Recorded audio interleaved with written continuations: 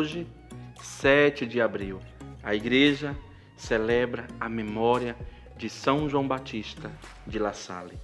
Convido você a acompanhar, a se aprofundar nesses 10 fatos, nessas 10 características da vida desse homem extraordinário, um grande educador. A primeira característica que observamos nesse homem extraordinário é que ele tinha um coração de pai. Era um homem de um coração paterno, aonde o dom da paternidade florescia de forma grandiosa na vida deste homem. Nasceu ali no dia 30 de abril de 1651, na França, um santo francês. A segunda característica de São João Batista de La Salle é que ele é o primeiro de 10 filhos. Ainda jovem, perde o pai e a mãe, e ele, como filho mais velho, tem que educar todos os seus 9 irmãos. Aprendeu a arte de educar dentro de casa. O bonito é isso em São João Batista de La Salle.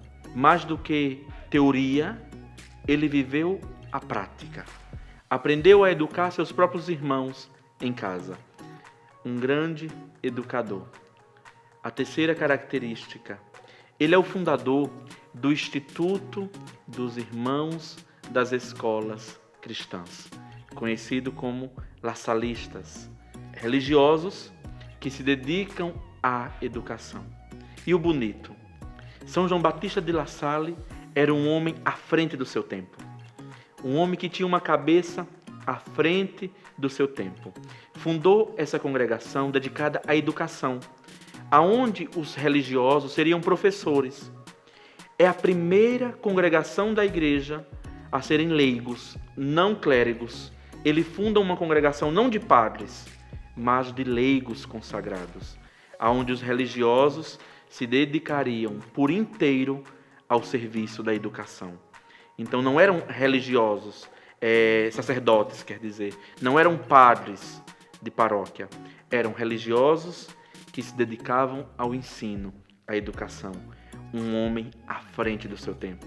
Imaginemos que ali, século XVII, um homem fundar uma congregação dedicada por inteiro à educação das crianças e da juventude, porque naquela época já existiam congregações, mas que os membros eram sacerdotes. E ele traz esse novo, aonde os membros não seriam sacerdotes, mas sim leigos religiosos consagrados. A quarta característica desse grande educador. São João Batista de La Salle, ele é o pioneiro na organização da educação. Em que sentido? Ele tinha uma grande preocupação de capacitar os professores, porque ele descobre na educação a sua missão: educar com amor, educar para a fé. Então ele tem essa preocupação de capacitar, de formar bem os profissionais, de formar bem os professores. Então nós vemos nesse homem essa característica.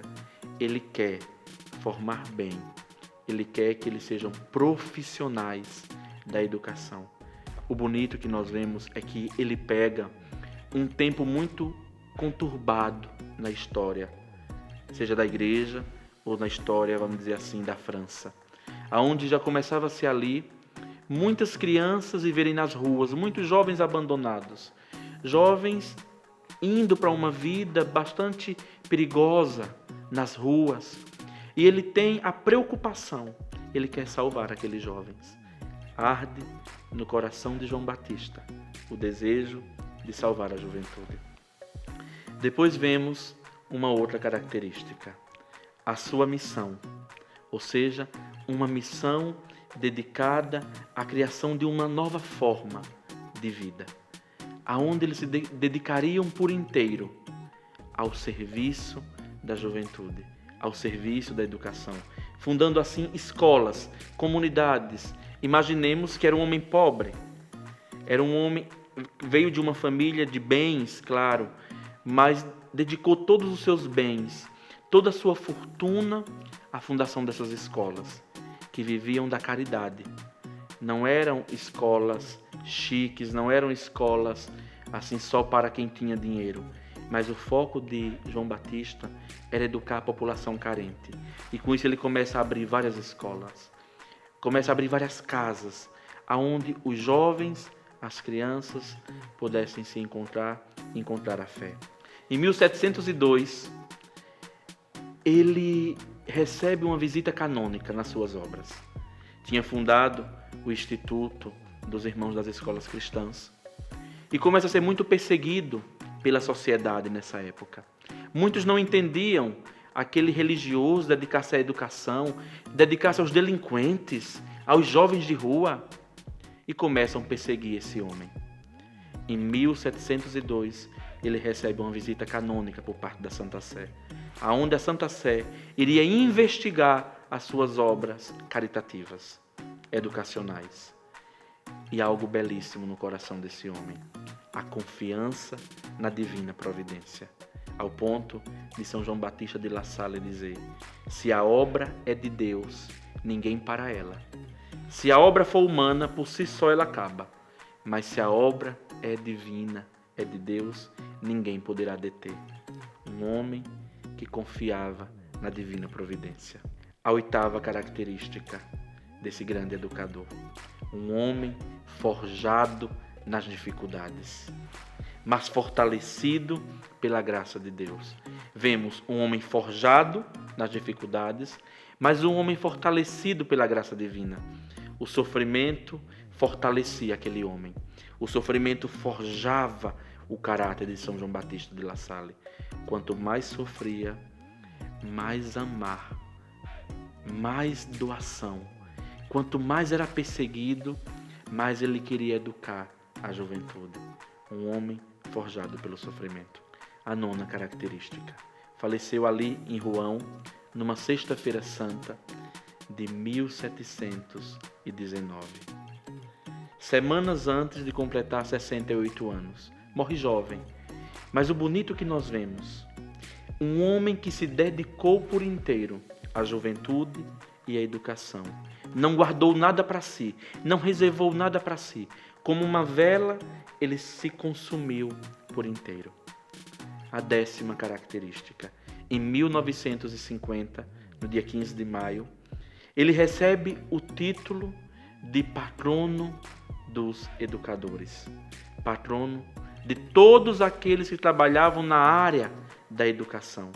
Então, ali em 1950, São João Batista recebe esse título de o padroeiro dos educadores, de todos aqueles que educam, que trabalham nessa grande arte de educar. Ele é esse grande modelo, alguém que dedicou a sua vida à educação, não como obrigação, não como uma profissão, mas por amor. Por amor, ele soube educar. E ele é considerado um dos maiores educadores do século XVII. Que o exemplo e o testemunho de São João Batista de La Salle nos ensine a superarmos o sofrimento, a não pararmos nas dificuldades. Sofrimento vem, vem. Dificuldade aparece, aparece. Mas que o sofrimento e as dificuldades não nos faça parar, mas nos faça progredir a cada dia. São João Batista de La Salle aprendeu nas dificuldades a progredir, auxiliado pela graça de Deus. Que Ele nos auxilie também a progredirmos dia após dia, auxiliados pela graça. Deus te abençoe.